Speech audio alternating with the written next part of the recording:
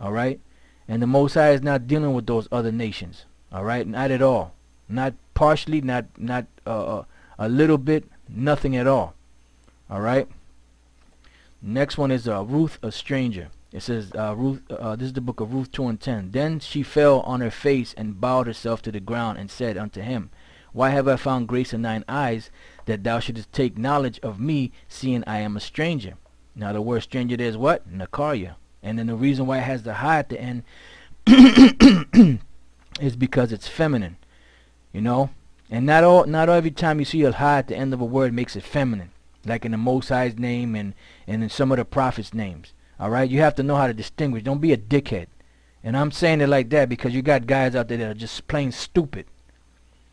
Alright? So the ha at the end either makes it feminine, either as pertaining to a female or a woman, or sometime when it pertains to the earth. Like when we read before, a stranger in a strange land, the word Nakarya had the ha at the end because it was pertaining to the land. And anytime you pertain or speak about a particular land, it's always feminine.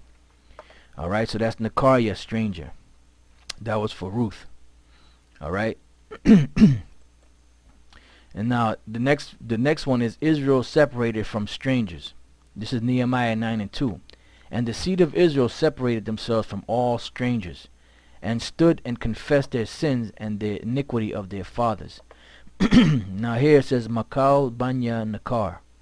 Makal is from, all. Ma is from or of. Kal is all. Banya is son or sons. And then Nakar is strangers. So these are the actual strangers that Israel separated themselves from. So we really would never supposed to mingle with these strangers. You know, not at all. Now the only thing that Israel was able to do is they could have concubines. But Jake was treating them women of the other nations like if they was, you know, their actual women of their nation. You know, marrying them, and you know, Jake, man, Jake is he's just weak to women, period. Alright, the next frame, Nehemiah cleansed Israel from the strangers. Nehemiah 13:10. Now you gotta remember this, right? Here it is, the Most High gave law, statutes, and commandments. He gave examples of certain things that were taking place back then. And he separated Israel from the other nations. And he makes it clear that the other nations are not going to receive salvation. But then you got these other guys that say that the nations can be saved. It's madness. You know, but like I said, some of them are blind. You know, some of them are just blind because the Lord blinded them. Some of them are just straight up demons. And some of them have been paid off to try to upset the prophecies. But they're not going to upset the prophecies. And they're not going to stop the work of Yahweh B'Shem Yahweh Shai. Alright, so this is Nehemiah cleanse Israel from strangers. Nehemiah 13:30. Thus cleansed I them from all strangers, and appointed the wards of the priests and the Levites, every one in his business. What do you have here? Makal Nakar. Makal from all, Nakar, strangers. Alright.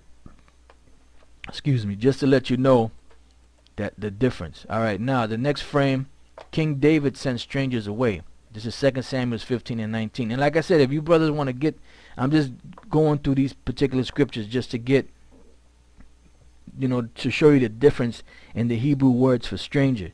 Now, if you brothers really want to get the full understanding of what was taking place in this chapter, I suggest you go back and you read it. That way you can know, okay, this is what was happening, and this is why King David said this particular thing here. Alright, 2 Kings 15:19. Then said the king to Attai the Gittite, Wherefore goest thou also with us?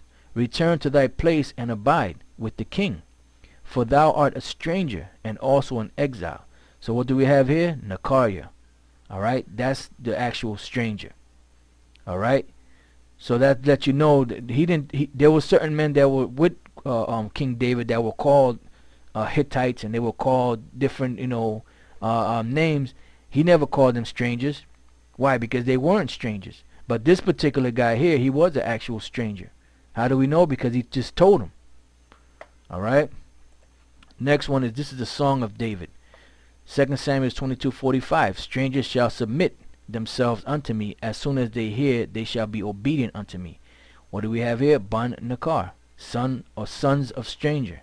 Banya. It should be really Banyam Nakar. or really Banyam Nakaryam, sons of strangers.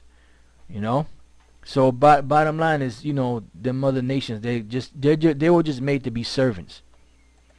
Now here, this is where like we were saying to you before, these Masoretes, there were certain words that they changed, you know, even in the Hebrew, because they were the ones that translated the Hebrew text that we got today. They're the ones that translated it. So there were certain words, certain key words that if they would have left those words the way they were supposed to be, there would be no confusion today as to who was to be saved. But once again, the Most High put stumbling blocks out there for a purpose and for a reason. Now, in this scripture here, this is one of the scriptures that these dickheads, like, I ain't even gonna mention no names. I just leave it at that. That these guys use out there that try to bring the other nations into the fold. Right now, I'm gonna read this. Then you'll understand what I mean. It says, "Son of stranger, word should be gar."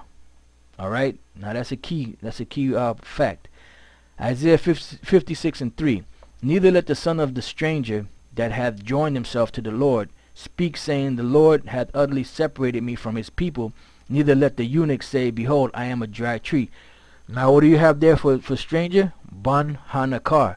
Now the word that should have been there is gar, because we read where the actual strangers can't eat the Passover, and then we're going to read other scriptures where there were certain laws that were that you could do to those people, to those strangers, that you couldn't do to Israel. You know, so now how all of a sudden here in this scripture is it going to bestow favor upon the actual heathen? That's just like the situation with the Deuteronomy 23:7 issue. You know, where it says, "Thou shalt not abhor Edomite," which that's not the word that's there. The word that there is Syrian. But then in every scripture in the Bible, whenever it speaks about Esau, it speaks about something negative against him in a future judgment, and about him being wicked. But then in just that one little scripture, it said, okay, but you got to do this to him. You know, you can't abhor him. You know, that doesn't make no sense. Why? Because they changed that the same way they changed this. And there was the same way they changed this word here from gar to nakar is the same way they changed certain other scriptures from gar to nakar also. And we'll show you an example of that. Right? So this is here when it says, "Neither let the son of the stranger that has joined himself to the Lord speak, saying, The Lord hath utterly separated me from his people." And then they'll read the word "his people," and then they'll say, "Oh, see, that's talking about Israel." They have no clue and no understanding. And you know, the last scripture in this lesson will tie it all together. You know, so I don't want to jump to that verse just yet. So the last scripture in here will tie it, why they say here, "separated me from his people," because that's what was happening back then. You know, whenever Jake left from Israel and they didn't come back, you know, every year and keep the law, statutes, and commandments, they were considered to be heathens. You know. And the thing about it was that the Jews that were there, the rest of the Israelites that were there, did not accept them. That's why I said that they received their rights, so to speak, but it was conceded. It was grudgingly, like, you shouldn't have it. You know, that's how they received it. All right, now let's go from there to the next scripture. This is "Son of stranger, word should also be gar." And this is another one. This is the same chapter, but this is a different verse. Isaiah 56:6. "Also the sons of the stranger that join themselves to the Lord to serve him, and to love the name of the Lord, to be his servant, every one that keepeth the Sabbath from polluting it, and taketh hold of my covenant." Now the word here is "wabanya hanakar," which the word should be gar, which is stranger, which is an Israelite foreigner. All right, because they the only ones that can join themselves unto the Lord. Now in the kingdom, once the kingdom is established, the other nations are going to have to keep the laws, but they're still going to be heathens.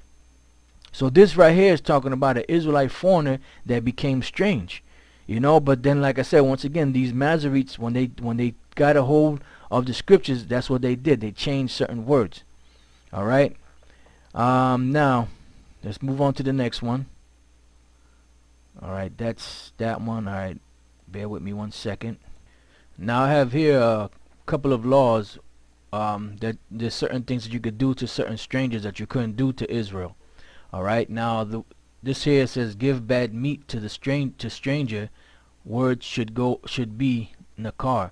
No, because this right here, this law right here, the other nations you were able to sell bad meat unto them, but you weren't able to sell bad meat unto Israel. That's why I put up here, give bad meat to stranger. Word should be nakar. Now check this out, Deuteronomy 14:21. You shall not eat of anything that dieth of itself. Thou shalt give it unto the stranger that is in thy gates, that he may eat it, or thou mayest sell it unto an alien. Alright, for thou art an holy people unto the Lord thy power. Thou shalt not see the kid in his mother's milk. So you weren't supposed to sell bad meat to Israel, or something that would die of itself. You could sell it to the other nations, but now when you look at the word stranger here, that's the wrong word. They have the word gar, lagar, or gar, which means sojourner, which that's the word that's usually used for Israelite foreigner. But then when you look at the word alien, or an alien, it says la nakarya, to alien, alright, or to stranger. Alright, that's what you see, a la nakarya, to stranger. So this right here is showing you that there's certain laws that you can do unto a heathen of another nation, but that you can't do to Israel. You know, and then there's other scriptures where the word stranger is used, where it bestows benefits upon that stranger. Why? Because they're Israelite foreigners, and eventually in the future, like I said before, all of us were going to become strange, you know, to the law, statutes, and commandments of the scriptures. But now we're being brought back. That's the reason for the grafting in the book of Romans 11th chapter. Now the next law, or the next frame, is lend usury to stranger. Deuteronomy 23:20. Unto a stranger thou mayest lend upon usury, but unto thy brother thou shalt not lend upon usury, that the Lord thy power may bless thee in all that thou settest thine hand to in the land, whither thou goest to possess it. So you see here the word for stranger is la nakarya. La nakarya, to stranger. So they're showing you that there's certain key verses in certain laws where it's plain of what the Most High intended these strangers really to do, and there's certain laws that is intended for Israel that became strange, and there's certain laws that's intended for the actual strangers or the heathens of the other nations. You know, and as you can see within these two laws here that we just read, that the other strangers did not share what Israel shared. You know, because they were not of that nation, and they were not going to receive salvation. They never were meant or intended to receive salvation, and they never will. That's why King David said that those nations are going to be submitted to him. You know, because they're going to be the ones that's going to build up our walls. If you have a kingdom, you have to have servants. You can't just have a kingdom without servants. And who's going to play the part of the servant? Not another Israelite. You know, it's going to be the other nations.